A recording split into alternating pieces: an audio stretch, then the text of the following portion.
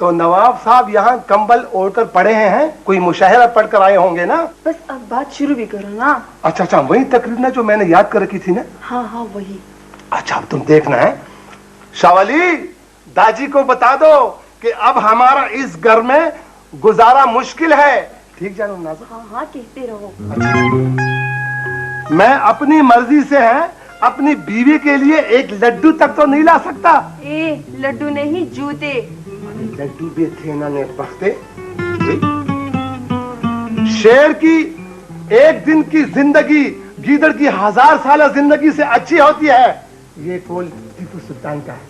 जल्दी करो, अगर तुम्हारी दादी टीपू सुल्तान आ गए तो लेने के देने पड़ जाएंगे।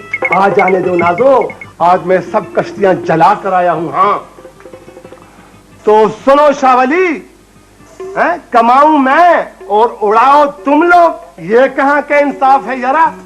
बाकी रह गए बेबे और दाजी, तो भाई इन कंडरात की हिफाजत अब मैं नहीं कर सकता।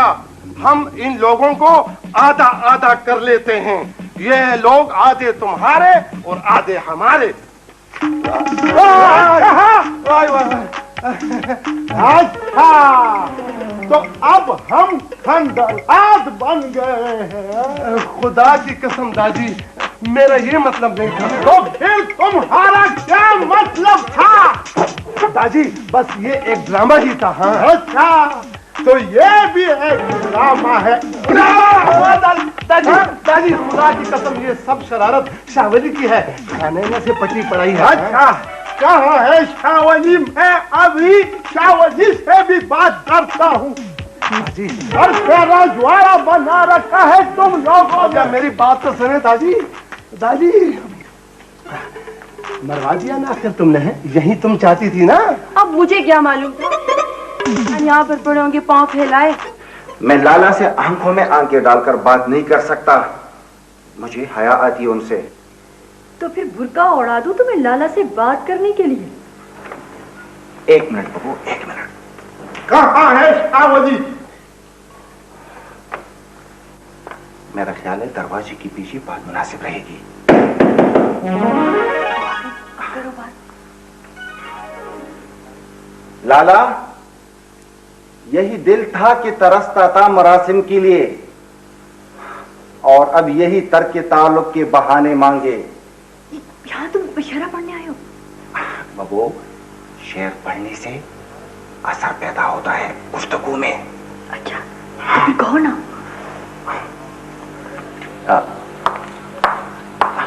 लाला,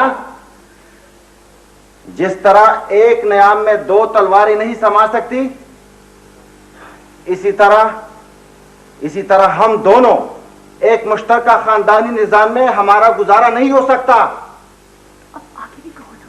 लाला, जब तक हम इकट्ठे रहेंगे मेरे उल्लूनामे के इशात का ख्वाब शर्मिंदा ताबीर नहीं होगा। देखो बबू, किस तरह एक मौका पर सूझा है शर्मिंदा ताबीर। ओहो।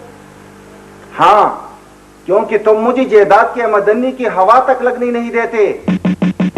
रहे माँ और दाजी, तो मैं उन्हें मजीद अकेले नहीं घसीट सकता, उन्हें खूब मजे से अदा अदा कर लेंगे।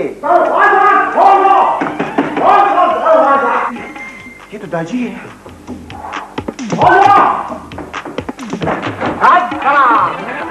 अस्सलाम वालेकुम दाजी। मुस्ताफिया नहीं, मैं तुमसे बगलगीर होना चाहता हूँ। तुमने मुझे आदा करके अभी मेरी दस्तारबंदी की है। दादी, मैं बिल्कुल बेकसूर हूँ, आप मेरी बात तो सुने। मैंने तमाम बातें सुनी है और अब तुम लोगों को वो कुछ सुनाऊंगा कि जिंदगी भर याद रखोगे। निकलो बाहर, निकलो बाहर, निकलो बाहर। मैं भी बात करता हूँ तुमसे। सरवली, निकलो, कतार में खड़े हो जाओ। शाबाश, खड़े हो जाओ। शाने, तुम इधर आ जाओ मेरे करीब। देख रही हो अपनी इस नस्ल को किस तरह आंखें नीची किए खड़े हैं, अपने पांव पर खुद कुल्हाड़ी चलाने वाले। सरवली जी, दादी, तुम अपने लिए अलग घर बसाना चाहते हो? अगर हो जाए तो? हाँ, यानी बीवी के लिए सिर्फ जूते लाने और आजादी से लड्डू खिलाने के लिए। आफरीन शाह, दो जवाब दो। शोहरत के भूखे शायर साहब, तुम क्या चाहते हो? दाजी ये तो बबो का मशवरा था।